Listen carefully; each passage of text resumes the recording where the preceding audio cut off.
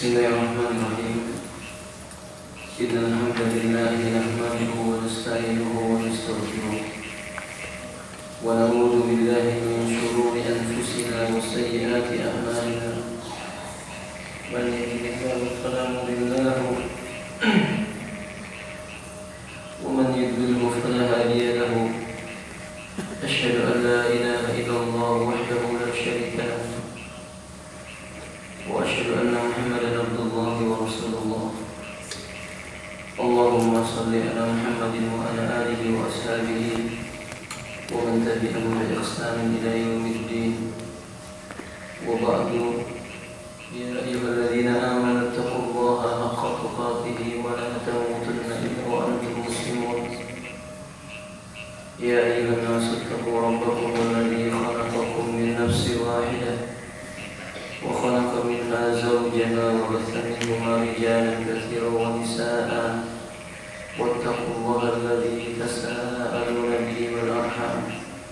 Innallaha kana 'alaykum raqiba. Ya ayyuhalladzina amanu taqullaha wa qulu qawlan sadida yuslih lakum a'malakum wa yaghfir lakum dhunubakum wa man yuti'illaha wa rasulahu faqad faza fawzan 'azima. Wa ba'du, fa inna asdaqal hadithi kitabullah wa khairal hadyi hadyu Muhammadin sallallahu alaihi wa alihi wasallam wa syarrul umuri muhdatsatuha inna kulla muhdatsatin bid'ah wa kulla bid'atin dhalalah wa kulla dhalalatin finnar. Qala al-Imam al-Maqdisi rahimahullah ta'ala al-haditsul rabi' wa thalathun an Abi Hurairah radhiyallahu ta'ala anhu anna Rasulullah sallallahu alaihi wasallam qala idza jalasa baina su'abiha al-arba thumma jahadaha wajaba al-ghusl wa fi lafdhin muslimin wa illam yunzil. Berkata Imam Al-Maqdisi rahimahullah ta'ala dalam kitab Umdatul Ahkam, hadis yang ke-34 dari sahabat Abu Hurairah radhiyallahu ta'ala anhu, bahwa Rasulullah sallallahu alaihi wasallam bersabda, apabila seseorang duduk di antara 4 anggota tubuh istrinya maksudnya, kemudian ia bersungguh-sungguh terhadapnya, telah wajib baginya untuk mandi. Di dalam riwayat Imam Muslim, walaupun dia tidak mengeluarkan air mani. Qala Syekh Al-Bassam, gharibul hadis, ada beberapa istilah hadis yang asing. Al-awwalu, yang pertama, su'abihal arba, 4 cabang anggota tubuhnya. Yuridu bidzalika, yang dimaksudkan atau diinginkan dengan 4 cabang itu artinya adalah yadaiha wa rijlaiha, 2 tangan istrinya itu dan 2 kaki istrinya. Huwa kinayatun anil jima', ini menandakan sebuah perumpamaan atau kinayah tentang jima'. Asani, yang kedua, summa jahada, kalimat summa jahada, kemudian ia bersungguh-sungguh terhadapnya. Pada kalimat ini yuftahul jim wal ha, huruf jim dan haknya di fathah, maknanya adalah balaghal masaqqah, dikatnya sampai pada puncak kesulitannya atau keletihannya. Wa huwa kinayatun anil ilaj, ini adalah kinayah dari buah dari kesungguhannya oleh istrinya. Jadi kalau lelaki itu telah mengumpuli istrinya, maka dia akan memperoleh puncak keletihannya. Hadis ini secara global, al-makna al-ijmali, Syekh Al-Bassam berkata, yaqul Nabi sallallahu alaihi wasallam ma ma'nahu, Nabi mengucapkan sesuatu yang maknanya kurang lebihnya adalah idza jalasa rajulu baina su'abil mar'atil arba' allati hunna al-yadani wa rijlani. Bila seorang lelaki, seorang suami, ia duduk di antara 4 anggota tubuh istrinya. Yang dimaksud di sini adalah 2 tangannya dan 2 kakinya. Kemudian summa awraja dzakarahu fi farjil mar'ah. Lalu ia menenggelamkan kehormatannya di kehormatan istrinya. Faqad wajaba alaihim al-ghusl, maka wajib bagi keduanya untuk mandi. Yakni al-ghusl minal janabah. Mandi karena sebab dianggap bagian dari junub. Wa illam yasil inzal mani, walaupun tidak diperoleh oleh lelaki tersebut keluarnya air mani, li'anal ilaj wahdah, karena menyentuhkan atau menenggelamkan kehormatan lelaki kepada kehormatan wanita saja itu sudah cukup dianggap junub. Dia merupakan ahadun mujibatil ghusl. Ahadun mujibatil ghusl, salah satu dari perkara yang mewajibkan baginya untuk mandi. Maka penjelasan ini sudah sangat gamblang. Bertemunya 2 khitan, dalam riwayat yang lainnya idza laqiyal khitanani wajaba alaihim al-ghusl. Bila berjumpa 2 khitan dalam riwayat Imam Muslim, maka wajib bagi keduanya untuk apa? Mandi. Jadi bersentuhan itu dianggap apa? Junub. Bertemunya 2 khitan. Saya tambahkan kalimat tadi saya menyebutkan idza laqiyal khitana, itu membuktikan disyariatkannya bagi wanita untuk berkhitan. Berbeda pendapat para ulama tentang hukumnya. Sebagian berpendapat wajib, sebagian berpendapat hukumnya mustahab atau disukai. Sebagian lagi mengatakan itu hanya mubah saja. Yang jelas khitan itu yang benar disyariatkan, berkisar antara wajib dan berkisar antara yang sunnah. Ulama mutaakhirin yang menyebutkan tentang wajibnya khitan bagi wanita adalah Imam Al-Albani rahimahullah ta'ala. Ulama yang menyebutkan mustahab dari kalangan mutaakhirin seperti Al-Imam Ibnu Baz dan juga penulis buku ini berpendapat khitan bagi wanita itu hukumnya mustahab, sesuatu yang disukai. Wallahu a'lam bishawab. Ma yu'khadhu min al-hadis, perkara atau hal-hal yang bisa kita ambil faedah dari hadis ini. Al-awwalu, pertama, wujubul ghusli, kewajiban mandi janabah min ilaji dzakar fil farji, ketika kehormatan seorang lelaki itu telah tenggelam pada kehormatan seorang wanita, walaupun tidak mengeluarkan air mani. Tapi sebagian para ulama berpendapat tidak wajib mandi kalau seandainya dia tidak mengeluarkan air mani. Dan ada beberapa riwayat yang mendukung dengan pendapat ini. Pendapat ini dipilih oleh Daud Al-Dhahiri, mana beliau berpendapat tidak wajib mandi kecuali keluarnya air mani. Dan beberapa riwayat yang menyebutkan hal itu, Al-Imam An-Nawawi telah menjelaskan dalam Syarah Muslim dengan menyebutkan bahwa riwayat itu mansukh. Sedangkan Al-Imam Muslim menjelaskan maknanya adalah bahwa tidak keluarnya air mani ketika bersentuhan dua kehormatan itu ketika tidak wajib mandi di sana, maksudnya adalah sentuhan yang tidak mengenai secara langsung, mungkin dengan haid, dengan sesuatu yang menghalanginya. Ala kulli hal, maka ikhwatir rahimahullah, pendapat yang rajih yaitu yang wajib baginya untuk mandi, karena boleh hadis menunjukkan hal itu. Wa illam yughsil inzal, walaupun tidak menghasilkan bagi pelakunya mengeluarkan mani. Kesan yang kedua, yakunu hadzal hadis nasikhan ayat. Dengan demikian hadis ini merupakan hadis yang memansuhkan li hadis Abi Sa'id Al-Khudri, hadisnya Abu Sa'id Al-Khudri yang menyebutkan al-ma'u minal ma'i.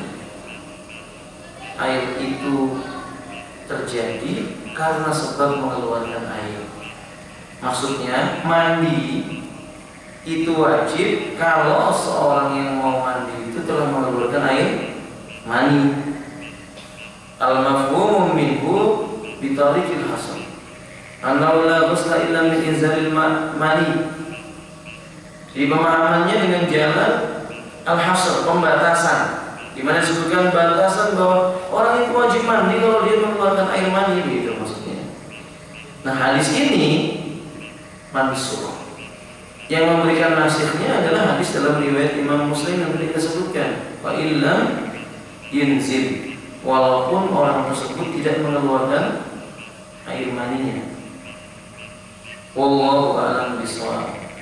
Tambahan, riwayat yang kita bacakan tersebut bukan hanya dikeluarkan oleh Imam Bukhari dan juga Imam Muslim, tapi riwayat ini juga dikeluarkan oleh Imam Abu Dawud di dalam kitab At-Taharah, bab fil iksal, bab tentang orang yang malas mandi setelah mengumpuli istri. Pada juz yang pertama, halaman yang ke-54, hadis nomor 216. Hadis ini juga dikeluarkan oleh Imam An-Nasai dalam kitab Sunan beliau, Kitab At-Taharah, bab tentang wujubul ghusli idza taqal khitanan, wajibnya mandi bila berjumpa dua khitan. Hadis nomor 198 pada hadis yang pertama.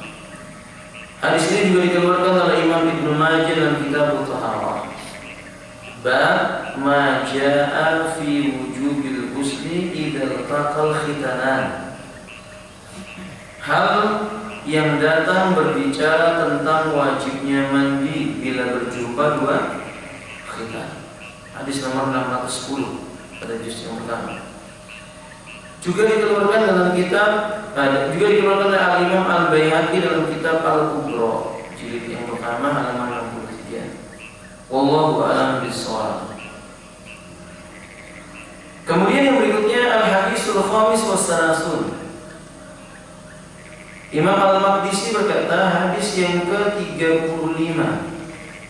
An Abi Ja'far Muhammad bin Ali bin Husain bin Ali bin Abi Thalib radhiyallahu ta'ala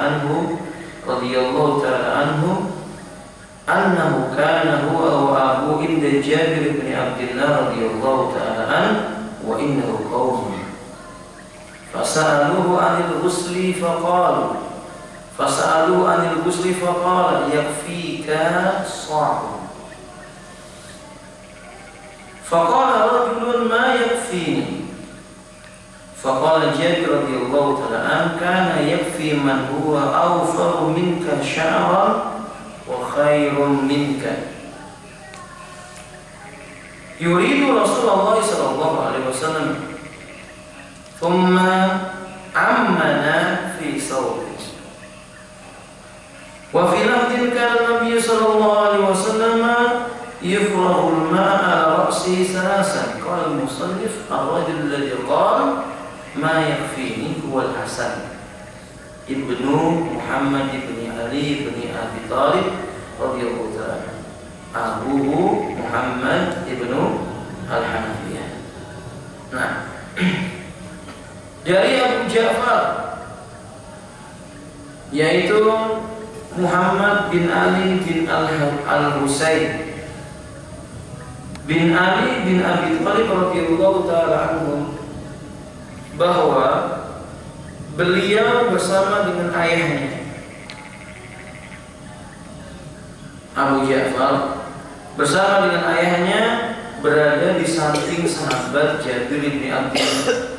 Ketika itu di sisi Jabir bin Abdullah ada suatu kaum yang bertanya tentang apa yang wajib mandi bagi seorang itu.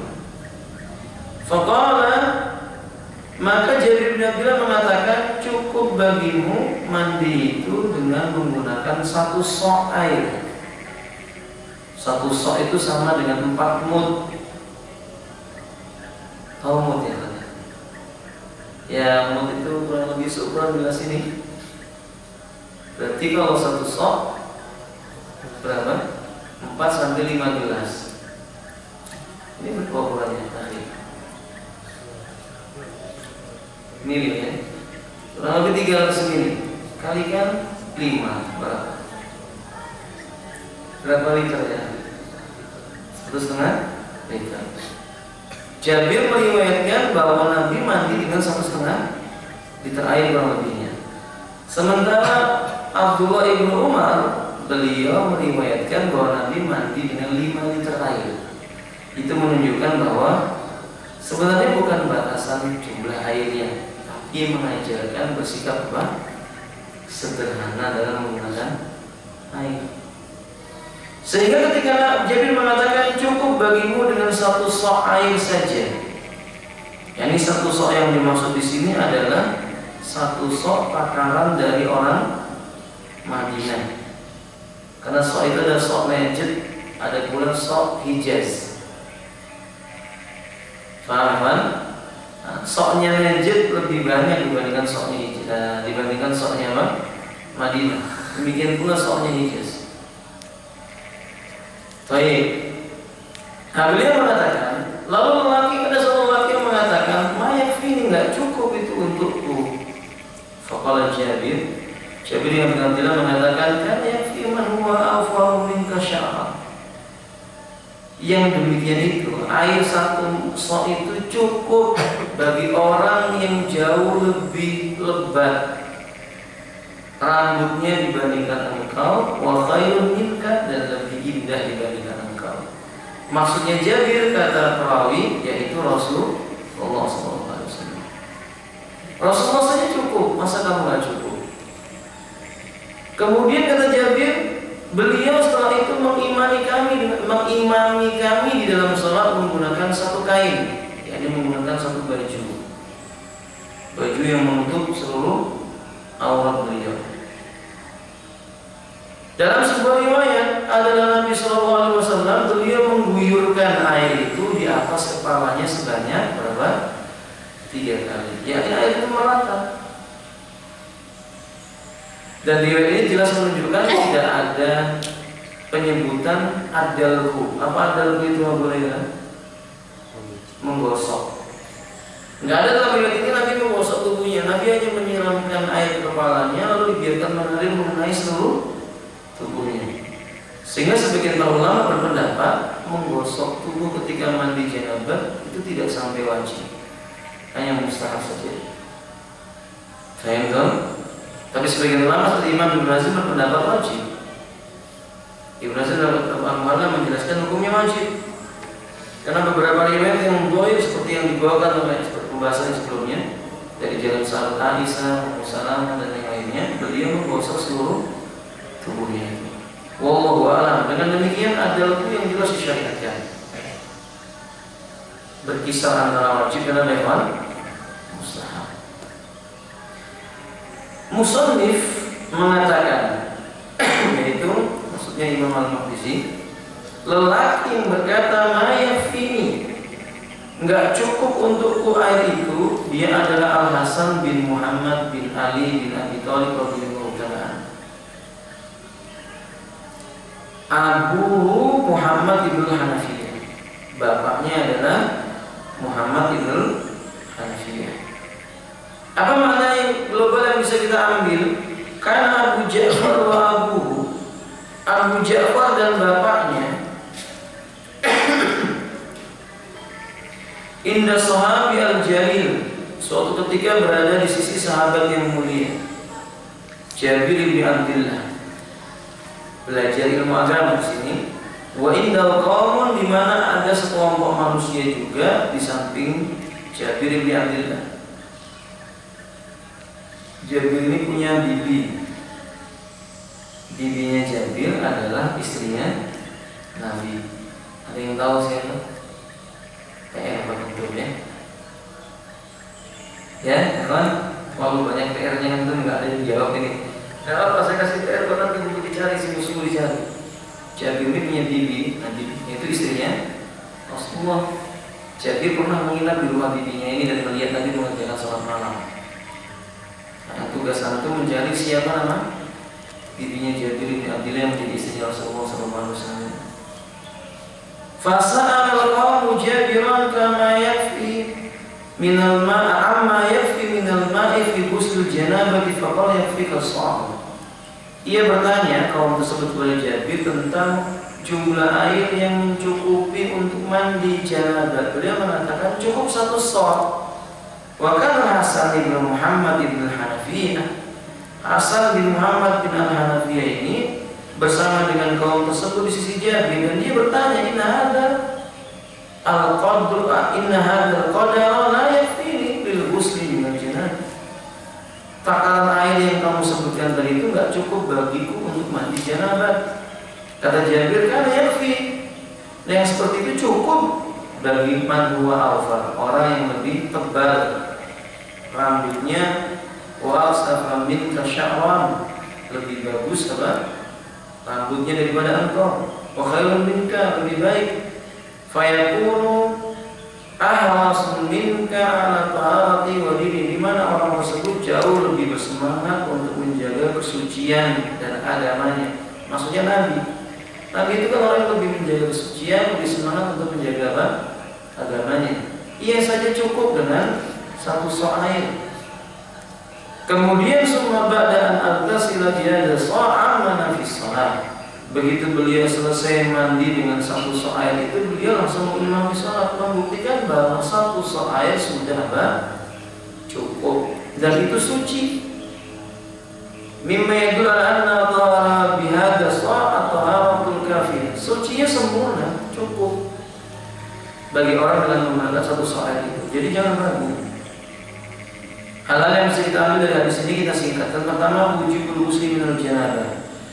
Jadi orang yang junub itu wajib untuk apa? Mandi.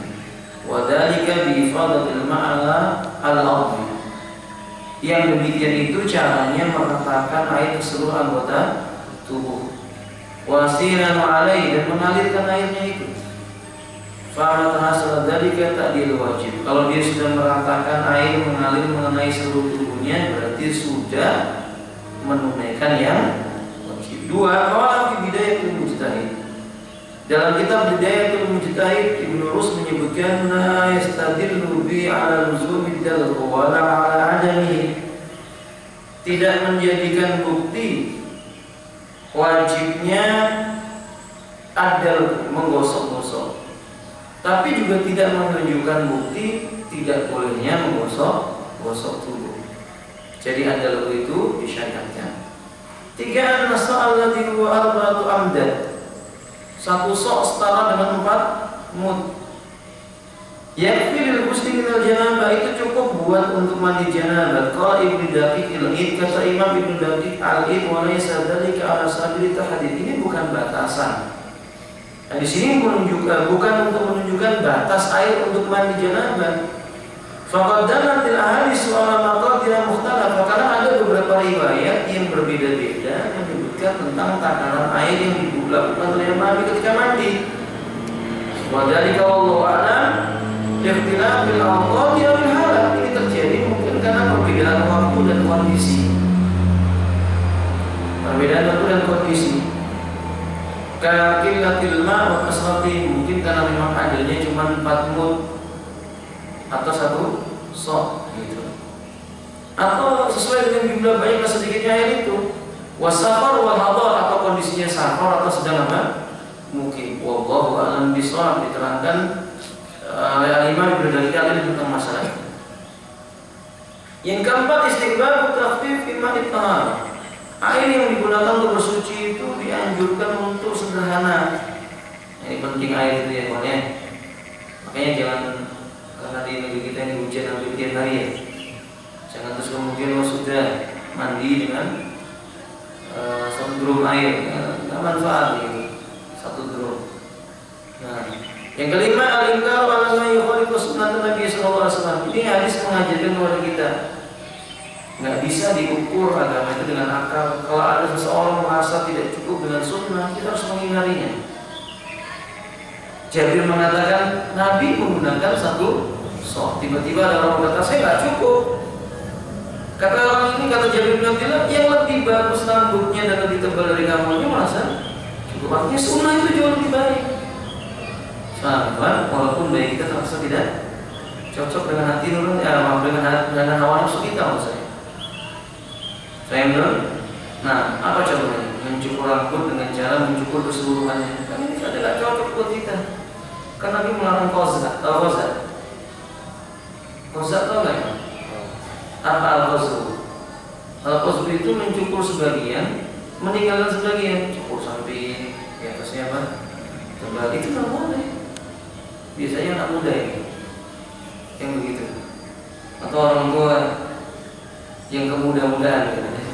Nah, cukup seperti Nabi melarang, kata Abdullah ibn Umar, nahana Rasulullah SAW anil qazzi. Nabi melarang kami mencukur qazah. Kalau cukur semua, dirapikan yang baik. Boleh di tengah-tengahnya itu apa ke atas gitu. Benar-benar. Ya nggak bisa diukur dengan nafsu. Pakaian misalnya. Nabi menganjurkan celana itu di atas apa? Mata. Kain baju kita di atas matanya. Di atas matanya. Jangan diukur pakai akal yang berkata itu kan temporary. Kalau di kantor ya boleh enggak? Tetap di atas mata. Kalian itu tetap lebih baik. Kain itu Nabi menganjurkan apa? Siwak. Boleh berkata enggak zaman malu jorok dan sebagainya tidak. Pasti sesuatu yang berada dari Nabi itu adalah jauh lebih utama. Kain itu memang, mudah-mudahan bermanfaat. Baik, ada pertanyaan?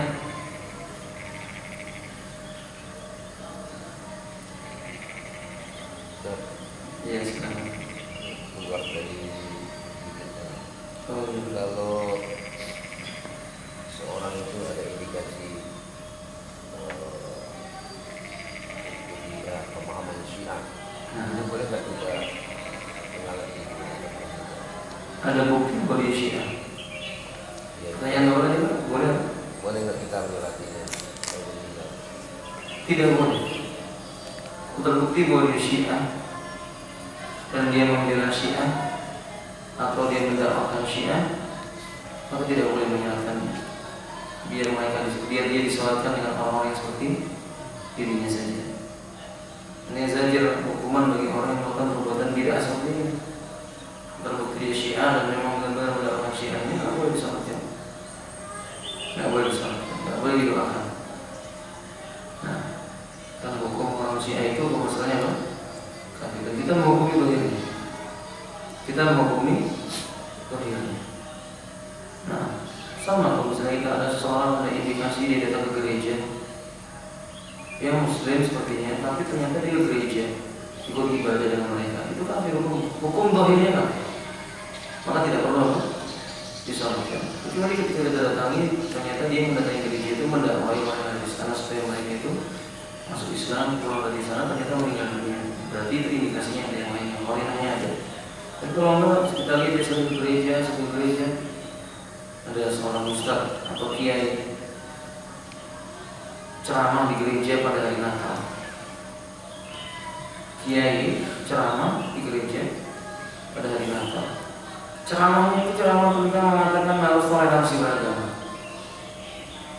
mengucapkan selamat Natal bulan ini bukan ajaran yang hak. Secara dohir hukumnya kufur. Pada asalnya hukumnya apa? Walaupun itu tidak katakan dia kafir pada saat itu perbuatan kufur.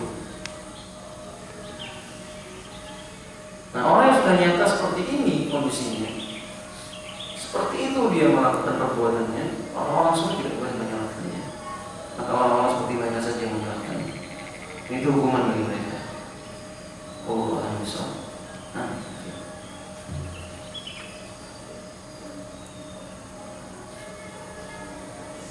baik, kalau kita ada kita cukupkan.